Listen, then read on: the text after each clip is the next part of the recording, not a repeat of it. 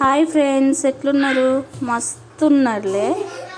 ఈరోజు వచ్చి కుంకుమ ఎలా తయారు చేసుకోవాలో చెప్తున్నాను. దానికి కావాల్సింది పసుపు, సోడా, నిమ్మకాయ, కూసంత పసుపులో కూసంత సోడా వేసుకొని ఒక్క నిమ్మకాయ అలా పిండుకొని ఆ మిశ్రమాన్ని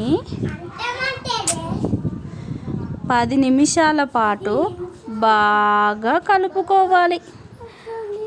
ఇలా కలుపుకుంటూ ఉండగానే మనకు కుంకుమ అనేది ఒక కలర్ వస్తుంది. ఆ కలర్ వచ్చే వరకు మనం కలుపుకుంటూనే ఉండాలి ఫ్రెండ్స్. ఇలా కలర్ వచ్చాక దీన్ని తీసుకెళ్ళి 10 నిమిషాలు ఎండలో కానీ లేదా ఇంట్లో ఫ్యాన్ కింద కానీ పెట్టుకొని ఉంచాలి. అంతే, చిటికెలో కుంకుమ రెడీ.